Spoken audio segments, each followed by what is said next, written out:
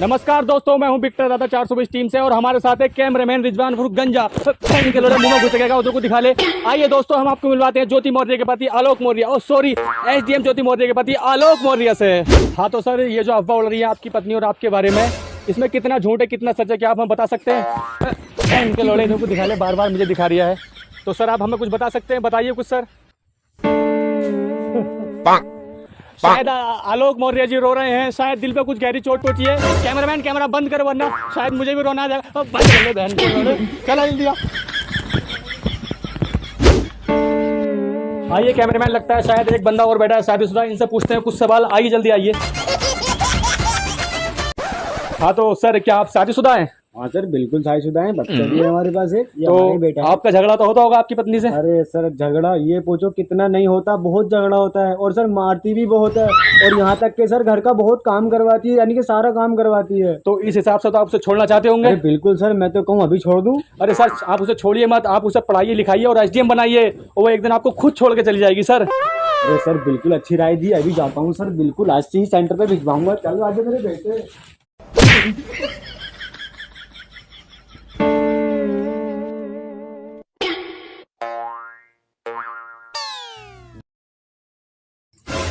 अरे सर, यूं कब तक छोटे छोटे खोखों की चाय पिला पिला के कलेजे फूकते रहेंगे? कभी हमें 5 स्टार होटल की चाय नसीब होगी ना होगी? तो मेरे गंजे होगी, एक दिन जरूर होगी। जैसे हालात है, मुझे तो लगता नहीं होगी। अबे तुझे मालूम नहीं हम कितने बड़े केस की तहकीकात में लगे हुए हैं। अगर ये केस सॉल्व हो गया ना, तो हमारा चैनल विक्टर 420 यूं हवाओं में लहरें ले रहा होगा, लहरें ले रहा होगा, लहरें ले रहा होगा। तो क्या है? अरे आलोक मौर्य जी सर। अब तो साले मुंह से न बोल सकता उल्लू, यहाँ क्या घुइयां ले गया। चल जल्दी पकड़ो ने, चलो। आलोक मौर्य जी सुनिए ना, आलोक मौर्य जी, आलोक मौर्य जी। नमस्कार दोस्तों, हम जुड़ चुके हैं आपके अपने यूट्यूब चैनल विक्टर दादा 420 पर। हमारे साथ मौजूद हैं फिर से एसडीएम ज्योति मौर्य के पति आलोक मौर्य जी। तो बने रहिए हमारे साथ, आज तो हम इनसे इनकी पूरी तहकीकात निकाल कर रहेंगे। सर बताइए कुछ अपने बारे में, पिछली बार भी आप नहीं बता पाए थे सर, नर्वस हो गए थे सर, आज तो आपको बताना ही पड़ेगा sir. I request you listen to me sir. मेरे मुंह में घुसेगा क्या? मैं इधर को दिखा दे। सर बताइए कुछ। अरे यार, मैं पहले से ही परेशान हूँ बीवी को लेकर के, मुझे और परेशान मत करो। परेशान तो होना ही पड़ेगा सर, भारत की जनता आपसे सवाल कर रही है। आपके साथ हुए हादसे की वजह से ना जाने कितने पतियों का अपनी पत्नी से विश्वास उठ चुका है सर। शायद आपको मालूम नहीं, हाल ही की रिपोर्ट में 130 से 140 पतियों ने अपनी पत्नियों को बुला लिया है घर सर, पढ़ाई नहीं करने दे रहे हैं सर। ऐसी बात है तो सर जरूर बताऊंगा और बताना चाहूँगा। हाँ तो सर बताइए कुछ। तो बात सन 2010 की है। हमारा विवाह चिरैया गांव निवासी ज्योति जी से संपन्न हुआ।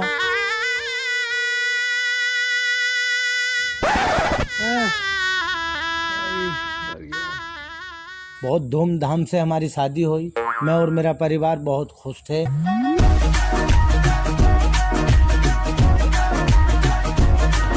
मैं अक्सर देखता था कि हमारी धर्म पत्नी ज्योति मौर्य जी को पढ़ाई का बहुत शौक था। जब भी मैं शाम को घर वापस लौटता, अक्सर देखता था कि ज्योति जी के एक हाथ में किताब, एक हाथ से घर का सारा काम करते हुए होती थी। सर जैसे कि एक हाथ में उनके किताब, एक हाथ से झाड़ू लगाती हुई होती थी, एक हाथ में किताब तो एक हाथ से बर्तन धोती हुई होती थी, एक हाथ से किताब तो एक हाथ से बच्चों को झूला झुलाती होती थी। जब भी मैं ज्योति जी को पढ़ते हुए देखता था, मेरे मन में एक ही विचार आता था, क्यों ना उन्हें आगे पढ़ाया जाए। मैं उनसे एक दिन बोला, ज्योति जी तुम्हें पढ़ने का इतना शौक है, मैं चाहता हूँ तुम आगे भी पढ़ो, हमारा और हमारे देश का नाम रोशन करो। वो बात तो ठीक है, मगर पैसे का इंतजाम तुम कहाँ से करोगे? उसकी टेंशन मत लो, वो मेरे पे छोड़ो।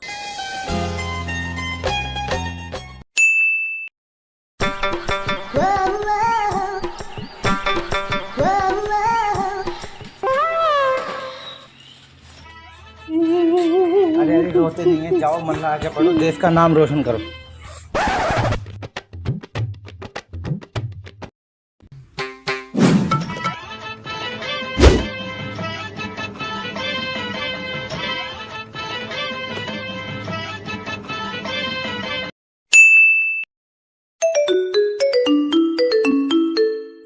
हेलो।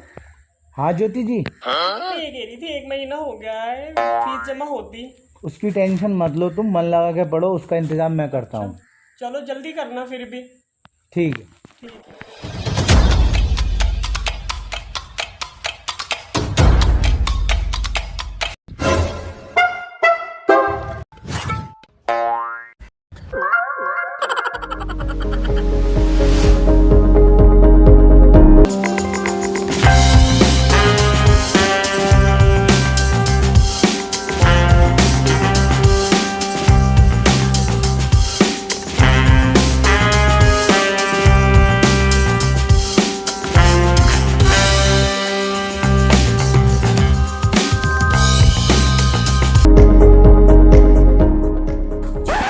भैया पैसे यहीं पड़ते हैं क्या? हाँ यहीं पढ़ते हैं, बताइए कहाँ डलवाने हैं? अरे वो हमारी बीवी पड़ती है ना ज्योति जी इलाहाबाद में, उनके खाते में डलवाने हैं। बहुत खुशी का माहौल था साहब, पूरे गांव में जश्न था। हम लोगों ने ज्योति जी का बहुत अच्छे से स्वागत किया।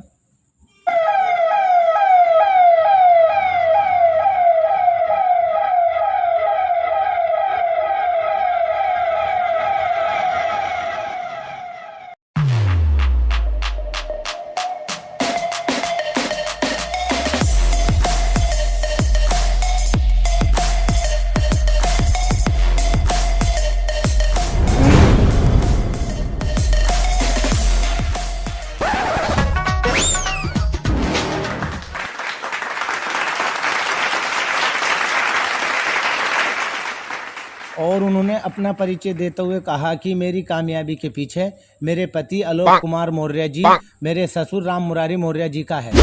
आज कुछ ऐसी परिस्थिति आ गई है सर, वही ससुर वही पति दहेज उत्पीड़न का मामला झेल रहे हैं और मेरी पत्नी मेरी जान लेना चाहती है।